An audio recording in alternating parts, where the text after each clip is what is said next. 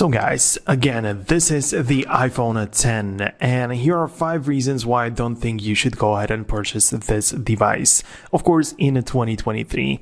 If you want to, you should definitely go ahead and check out the other side of this video where I show and talk about 5 reasons to buy this iPhone X, so you have a clear picture in your head of this device. Anyways, the first reason not to buy it is that it's a first generation product, which has some perks and some benefits to it, just like I talked about in my previous video.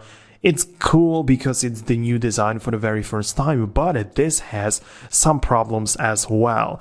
Just like, all the time, whenever there's a completely new thing, whether it's a car or in any other industry, when there's completely new design or new product for one company, they have to figure things out.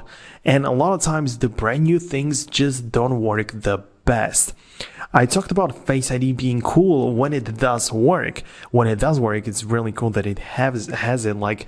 That's definitely awesome. But there are so many iPhones on eBay which simply say that the Face ID does not work. In fact, on my tutorials channel, I made a couple of videos on how to fix it because I literally had an iPhone X which doesn't support the Face ID.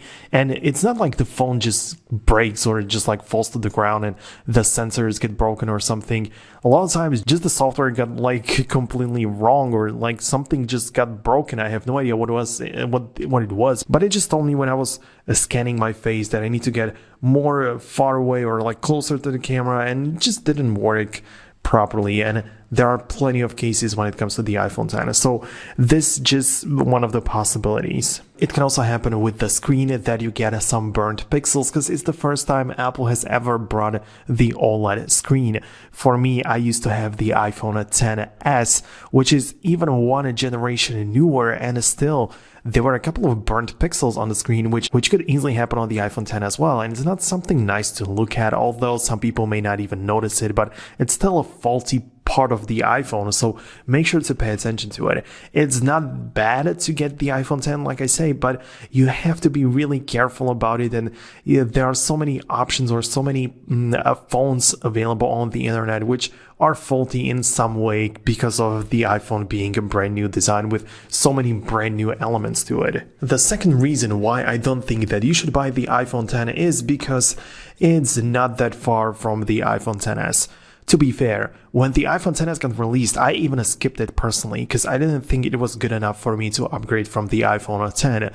But taking a look at it right now, the iPhone XS compared to the iPhone X got some spec bumps and better performance. It's 1 year newer. That means 1 more year for software updates.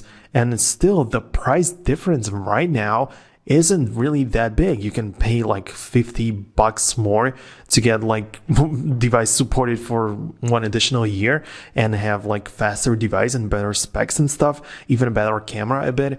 There aren't any big differences between the 10 and 10s. Of course, if you need to pay $1,000 for a brand new 10s and you have a 10, then it just doesn't make sense. But right now in the used market, 5 years later, I think that it's not that far from the 10s.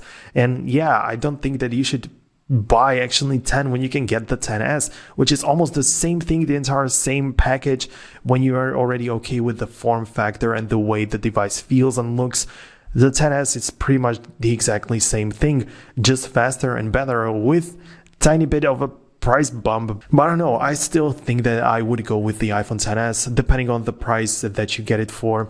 But here's also a different comparison. If let's say you have the iPhone X, which is the older one with the bigger capacity of 256, let's say, but you also have the iPhone XS with the 64. So which one should you get? The XS newer but smaller capacity, or the older with a bigger capacity, let's say that for the same price?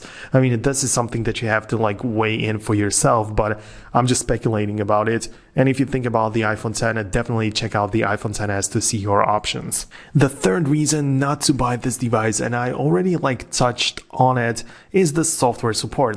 Of course, this device is capable of running the latest iOS 16, but as you know, it's been released in 2017, so it's in its 6th year of being out there. And Apple keeps supporting the devices for like 7 years or 6 or whatever. But yeah, perhaps it's going to get even iOS 17, but it's not really that future proof. Like, you can expect this device to be supported forever. And in the next few years, perhaps in 2 years, or even perhaps not even iOS 17 gets to it.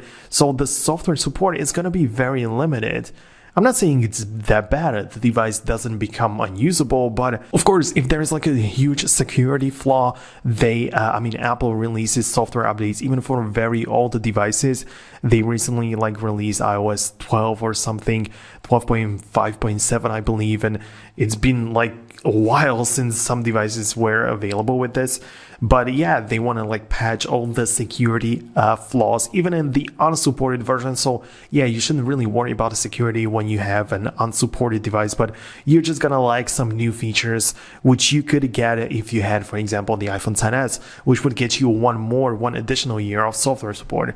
So think about that, because yeah, that's something that could deter a lot of people from buying this. Another thing for me would be the heating problem, because a lot of times it depends on what you're doing, because for the basic activities like texting or browsing Instagram and like watching content, the iPhone isn't gonna get it that hot. But let's say that you download a game, like you download an actual, like, nothing 3D or anything like that.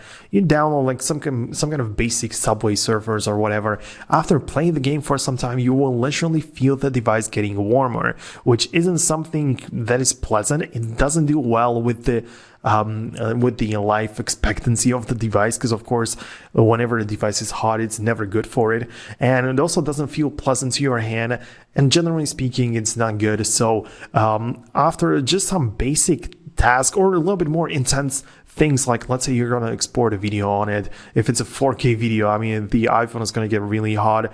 But for 4K video editing, you're probably not getting the iPhone X. I get it, that's fair enough, but I'm just talking about it in general, because some games, some even light games, can cause the device to overheat really quickly. So keep that in mind. Perhaps if you have a case or a cover on it, you're not even gonna feel it, but still the damage inside the device is going on. So perhaps you don't even feel it, but it doesn't mean that it's not happening. So keep that in mind. And the last, fifth reason why I don't think you should buy it, or at least make sure to reconsider purchasing of this iPhone, is the battery life. Because for me, the health is 82%, and it's like a basic iPhone. It's a used one. Most likely you're gonna buy a used one to get the most value out of it. You don't really want to buy it brand new in case it's still available somewhere. So yeah, most likely your iPhone is going to be at least at like 80%. And that means that the iPhone is not even going to last one entire day. From the experience of some users and from my experience as well, lasting one entire day on iPhone X right now in 2023, it's not something you should expect. Perhaps low power mode is going to save you from that, but generally speaking, you're going to have to at least replace the battery to have 100%, which is additional expense, additional money you have to put inside a device like this, or just be ready to have like an external hard drive, with the battery, external battery package or whatever, to quickly plug in your iPhone and stuff. So yeah, if you have it like a backup phone or something, then it's probably fine. But for all of your daily activities and like watching a lot of content and being on the phone all the time, then it's just gonna drain the battery really quickly, and you should definitely keep that in mind. So yeah, if you can, definitely try it out. If your friend has it, ask them about the exact battery situation that it's going on. So yeah, make sure to like take advice from some users. So that would be my advice, I guess. So that would be about it. These were the 5 reasons why I don't think you should buy this device. If you want to see the reasons why you should get it, check out the next video right here, which I made about the iPhone X and the reasons why I think you should purchase it. So you have like a clear idea about this iPhone and decide if you want it or not. Thanks a lot for watching. See you guys later in the future.